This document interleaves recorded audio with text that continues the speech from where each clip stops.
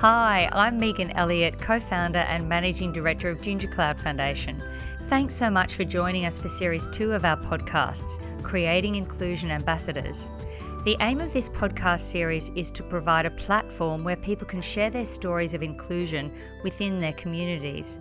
And we'll begin to learn the skills needed for all of us to ask why not to inclusion and accessibility. Thanks so much for joining us today to share with us your stories of your community, the barriers to inclusion and participation that you see, and how you're championing change. So, Rhett, first off, tell us a little bit about who you are. Well, I'm currently doing photojournalism at uni.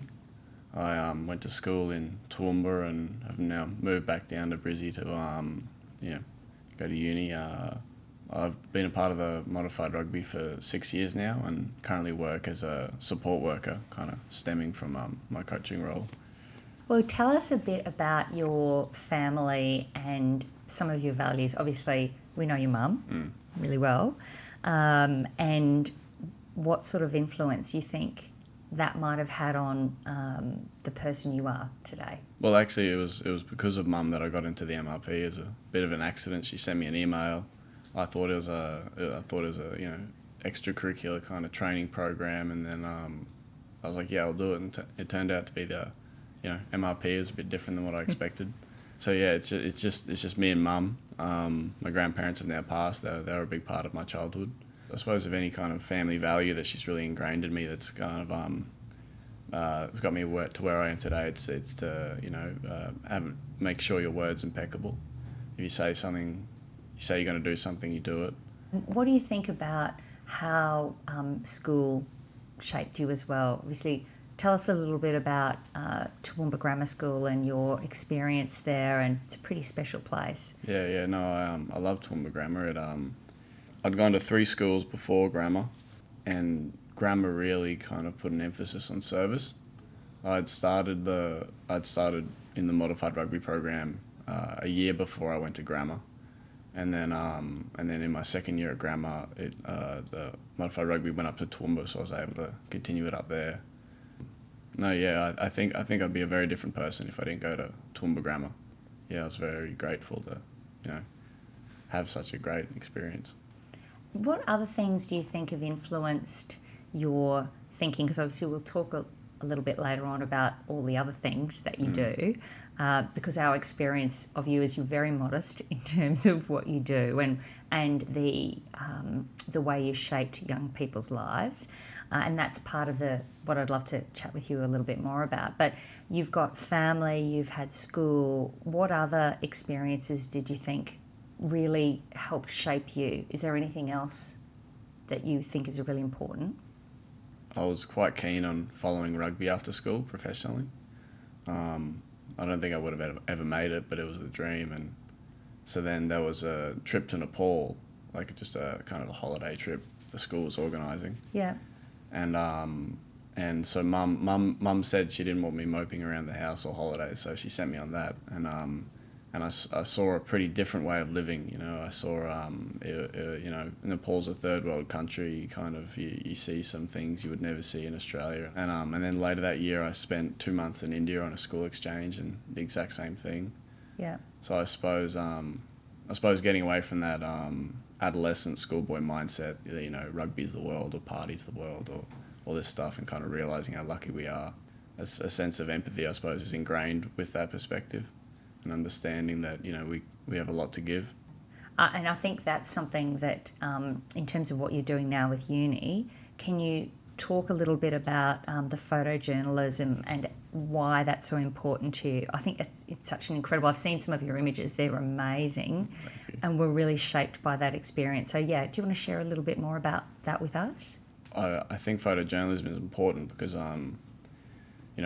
pictures tell 1,000 words, and if you can really kind of craft a story that really, I prefer to tell stories that focus on individuals or groups and tell their story away from, stereotypes or kind of labels. Tell their story as humans, kind of invoke a feeling of empathy with the readers, and then tie that back to a wider social or global issue.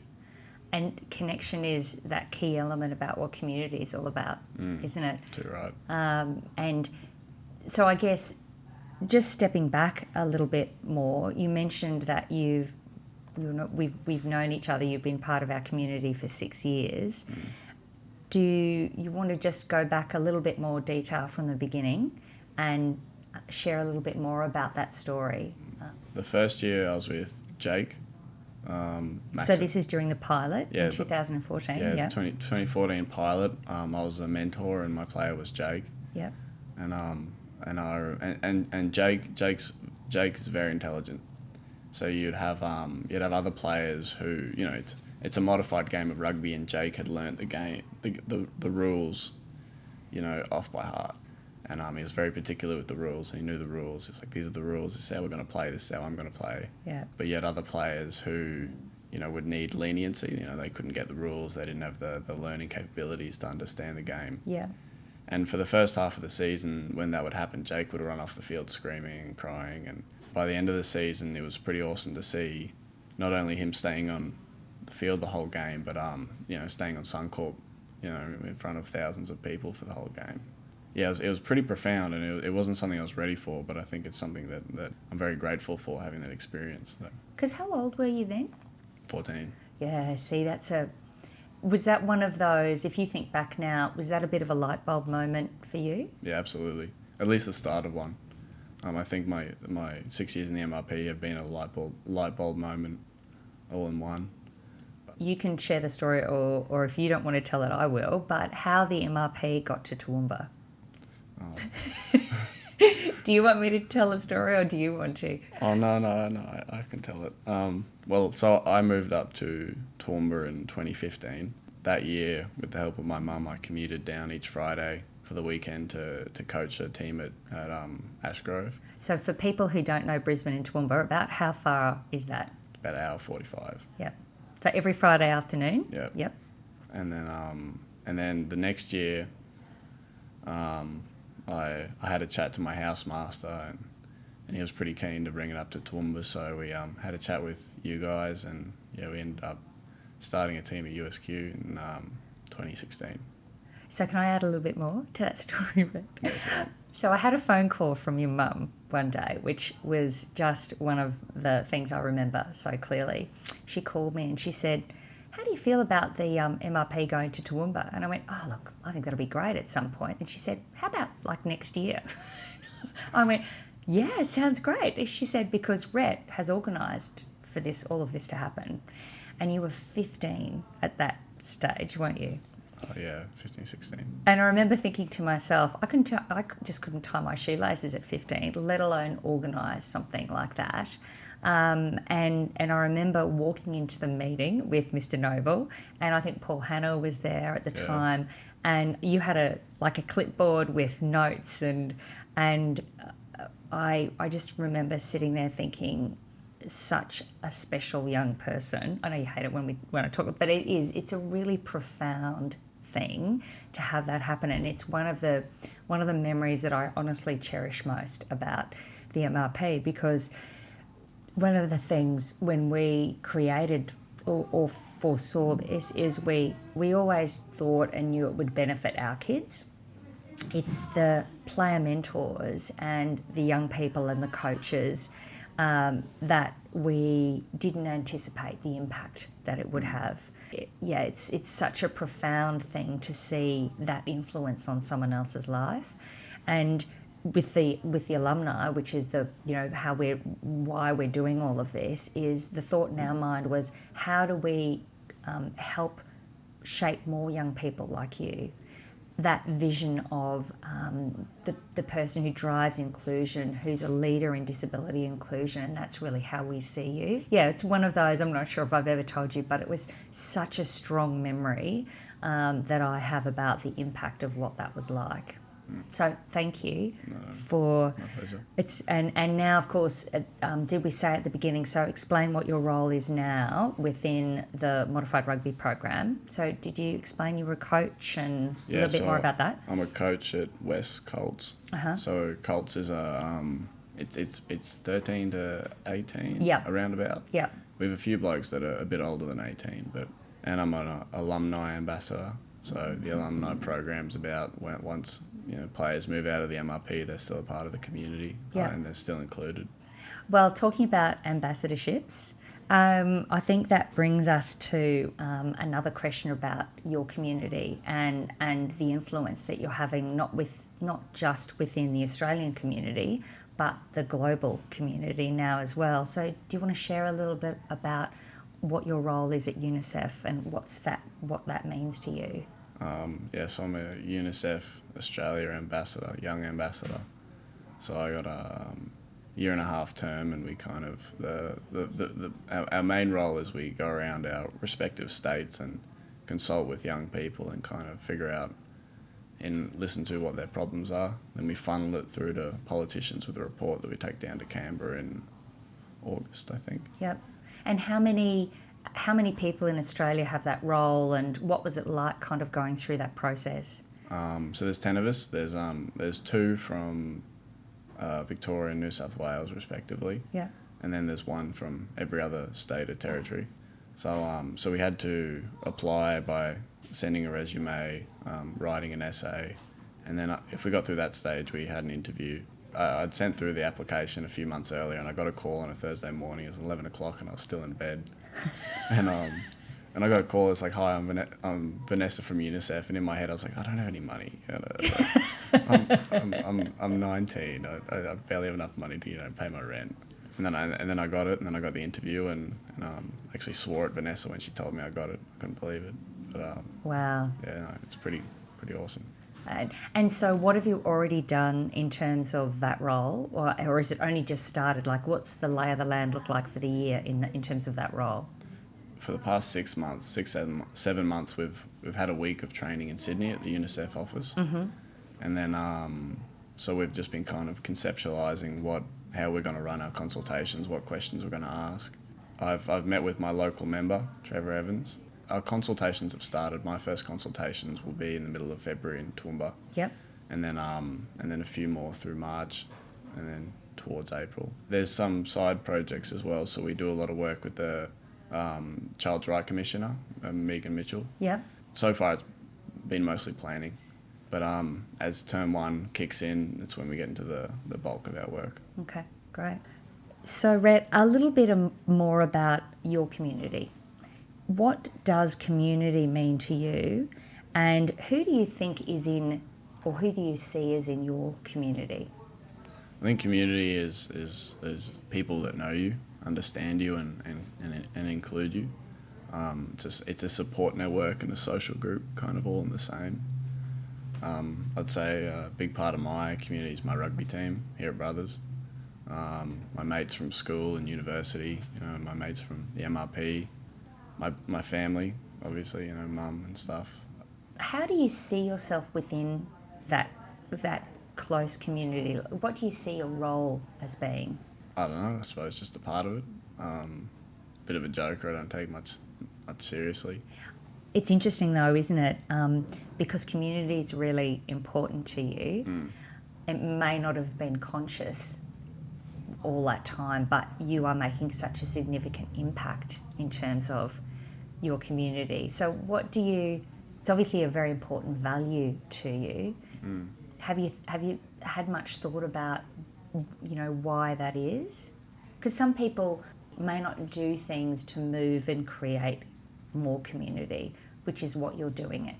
What you're doing. You may not have labelled it that way or thought about it in that way, but that's what you're doing. Well, I suppose coming back to my family values and being impeccable with my word, I suppose I kind of relate that to my morals as well.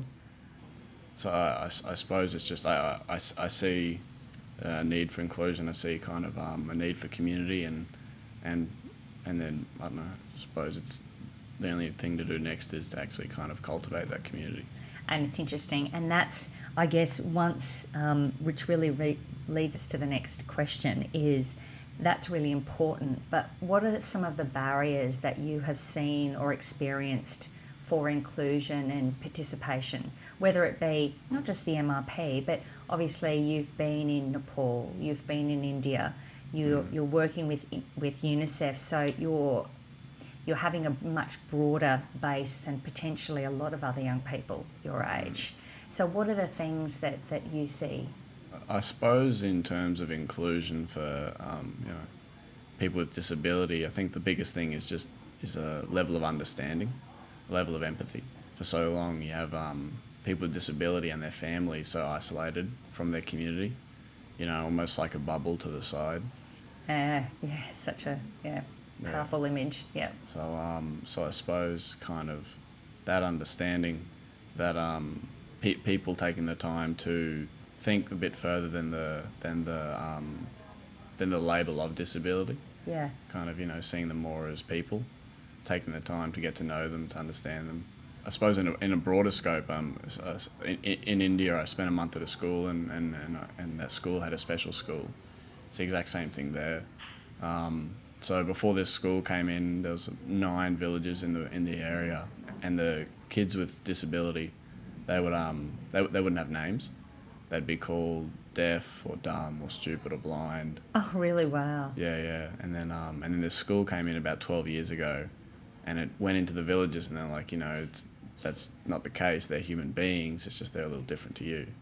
And now you're seeing, parents every day walking their kids to school, parents coming to school plays, the special school puts on dances and performances and stuff, and the parents are all there. And you've seen a huge shift in perspective and kind of, how these villages and communities see their young people with disability. And it's all through this school and it coming in and kind of just, sitting them down and being like, this is how it is. And you wouldn't, or I wouldn't have thought that, because I guess we've moved on from that point, but not even giving a child a name who has a disability, how profound is that in terms of not being part of the community, that's something that we all take for granted? Yeah, too right, absolutely. It definitely was profound. It took a couple of days for it to sink in.